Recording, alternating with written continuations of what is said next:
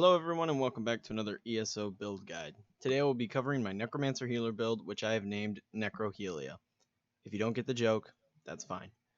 I want to apologize for delaying this video for a week, but I was having so many problems trying to record it that there was no way I could have had it edited and ready to go last week.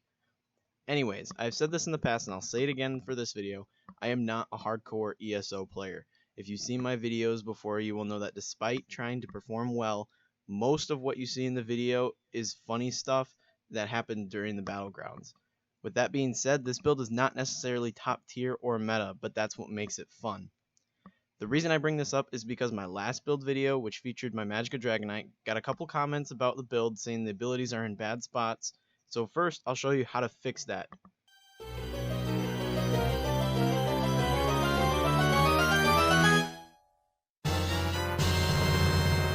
And I also got some comments with things like, oh, the build is trash, what are you doing, Kneeckoh?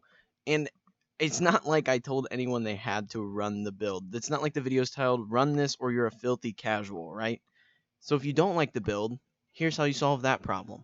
Armaments, this is just going to be the way to buff you and your team's spell damage. Make sure you have this going at all times. That is big, because it's going to just... Okay, sorry, I could not resist putting that into the video. But now that that is out of the way, let's talk about this build. Just a little disclaimer for you guys. I've tried recording this video 3 times. 3 times I've gone through everything in this build and have got nothing to show for it. After I heavily dosed myself with nicotine, I'm ready to give this another fucking go. I think I've got my audio figured out, so this should be good. Alright, so what you're going to want to do first, all attribute points in Magica, and I will explain why I don't have any in health or stamina later. A lot of people will often run some points in health, but I will show you why later, why I avoid that, and I run Boon of the Mage for the extra Magica on this build. Alright, now I am a khajiit in this build, but I really just did this because Elsweyr released with the Necromancers, so I just wanted to make a khajiit Necromancer because Elsweyr is the home of the khajiits. It had nothing to do with their passives or anything like that, but khajiit do work with this build. Other races I would recommend, though, for healing builds would be Argonian, Breton, anything with Magica passives. Vampire does have some uses in this build. I personally do not run it, but if you were going to run Vampire for the resource regeneration, I would recommend running Dark Elf. Alright, so you're going to be running Restoration Staff on your front bar with this build, so make sure you have all your passives slotted. Oop, I need to slot one. Make sure you got all those passives slotted, and you're going to run Destruction Staff on your back bar, so you want to make sure you have all those slotted. Obviously, mine's not capped, so I'm not going to have all of them slotted, but I've said this in previous videos. I play as many builds as possible to get as many different types of videos out as I can, so I don't have time to work on just one character all the time. So ignore this 49, should be 50, have all the passives slotted. Obviously, you're going to want all your racial passives slotted, as well as all your class skill tree passives. You're going to use all of them at some point because of the range of abilities that you have, so make sure you got everything slotted, just get it out of the way. Alright, so your front bar, which is a Restoration Staff, you're going to be running Rapid Regeneration in your first spot, which shares the life-giving essence with 2 allies near you for 14k healing over 16.5 seconds. So it's a heal over time that's just going to keep people alive, so you don't have to focus on them as heavily. You want to keep this running pretty much all the time.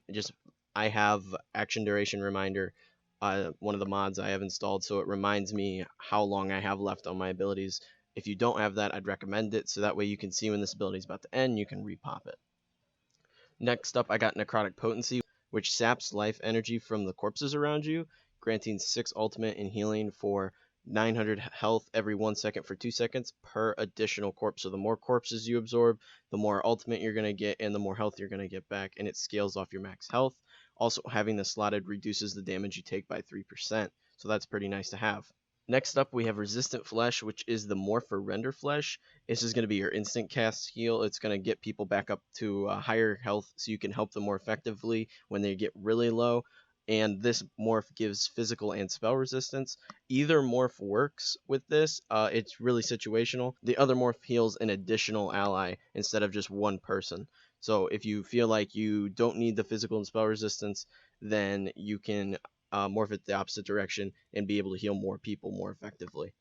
Next, we have Ward Ally. So what this ability does is you give a damage shield to an ally and yourself, so that way, in case anyone gets low or you just are taking some extra damage, you could pop this, get that damage shield to you. It does 300% bonus depending on the severity of your health. So if you're lower on health, the higher the shield's going to be. Finally, we have Intensive Mender. This is the Spirit Mender morph, and this is just really good to have running at all times. It's going to give you more corpses to work with Necrotic Potency, and it's just going to heal you and an ally for 8 seconds for quite a bit of health. Just have it up because it's going to have tons of benefits. Finally, you got Life Giver, where you're just going to heal everyone around you for a fuck ton. Okay, this is big dick heals. It's fucking awesome to have. And when you activate it, it automatically casts Regeneration, Blessing, and Protection and Steadfast Ward at no additional cost. So you're going to be getting a ton of healing going on. And with Necrotic Potency constantly giving you ultimate back, you should be able to keep this going relatively frequently. Moving on to the back bar, we got Flame Clench. This is not meant to be any sort of damage dealing. It can be in certain situations, but mainly this is for when someone engages on you and you're a healer, so obviously you're not going to be doing tons of damage. You're going to want to remove them from you, right? So you're going to use Flame Clench and use that knockback to knock them away from you and then just migrate somewhere else. So that way you can just get out of a sticky situation that you don't want to be in anymore. Moving on, we got Unnerving Boneyard, and this was kind of a choice ability. There's definitely other things that you could choose to run in place of this, but I like running this because it deals damage over time in an area of effect, and every enemy in that area of effect is going to have their spell and physical resistance reduced, and it has a synergy that one of your allies can activate for additional damage. So really, this is just something you're going to set down and forget. It's just there to help your teammates kill people faster while you're healing them. Moving on, we have Elemental Drain, and really this is just so you can keep that magicka coming in faster without having to stop healing to heavy attack. You're going to apply it on all the people in your Unnerving Boneyard, for example, and that is going to keep ticking damage and damage and damage, which is going to keep giving you that magicka back. So really, it's not necessarily for the reduction of the enemy's spell resistance in this situation. It's really just to ensure that you get that magicka back without having to stop healing for a second. Next, we got Summoner's Armor. It's just going to increase your spell and physical resistance for 17 seconds. It's bone armor, and it reduces the cost of your Spirit Mender. So you're going to want to have this up, and it's just going to lower the amount of magicka you have to use to bring Spirit Mender into play. Super nice to have, and it's going to keep you alive longer. Finally, we have Expunge and Modify, and this is really just to remove any debuffs that may be placed on you. You're going to get some stamina and magicka back as a result, and with this slotted, you're going to reduce the magicka cost of your abilities by 3%, which is on your back bar, so it's not a huge thing to pay attention to, but it is nice to have. And the ultimate you're going to be running with your Destro Staff bar is going to be Renewing Animation. This is a resurrection ability. You can bring up to 3 allies back from the grave, and you restore 5,000 magicka and stamina for each ally you resurrect. This is not going to be your main ultimate that you're going to be running. Life Giver will take that spot, but it is nice to have in case you get into a sticky situation where your team just gets wiped. Alright, moving on. I said earlier that you don't want to slot any attribute points in health, and the reason for that is you're going to be running mainly heavy armor, so you're going to want all the heavy armor passives, and you're going to be running 1 piece of light and 1 piece of medium, so you're going to want to have the 3 non-5-piece passives for medium armor and the 3 non-5-piece passives for light armor. So now we're going to move on to the armors. As I said before, you're going to be running 5 heavy, 1 medium, and 1 light. So first up, we've got our monster set.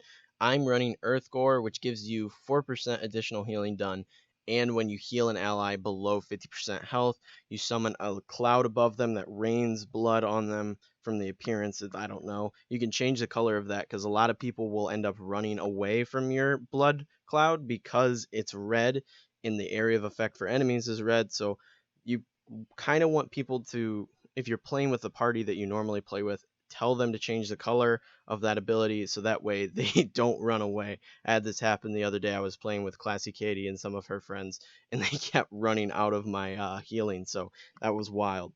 But yeah, it's going to rain blood down on them, and it's going to heal for 35k over 6 seconds, and it can occur every 35 seconds. One thing to note in regards to the monster helm I'm running in this set, Another one that I'd recommend if you did not want to run the Earth Gore would be Blood Spawn. So the reason I recommend Blood Spawn running in this build instead of Earth Gore is because it's going to synchronize really well with Necrotic Potency and getting you that ultimate back even faster than without it. So if you just can't get that ultimate back and keep activating Life Giver over and over and over, I would definitely recommend trying Blood Spawn in the build, because Blood Spawn is also assists in getting your ultimate back as fast as possible. So that with Necrotic Potency, you're going to be casting Life Giver a hell of a lot more than you are with Earth Gore, but I just like Earth Gore personally. Next up, we have the Undertaker's Curse, and this provides you with 4% healing taken, 2.2k maximum health, and it adds an additional 4% healing done. And when you deal damage with a light attack, you apply minor lifesteal, healing you and your allies for the duration of that effect. Finally, the last set I run on this, and I'm going to try to pronounce this correctly, is Crafty Alfeek, I believe. And this is basically Plague Doctor for Magica. You're going to get an additional 5.5k Magica, which is going to help increase your Magica levels. Because you're running mainly heavy armor, you're not going to get that enchant bonus from the armors having Magica increase on them. So this is going to help you keep those Magica levels up without having to re-enchant your armor and lose some of the health bonuses from wearing the heavies.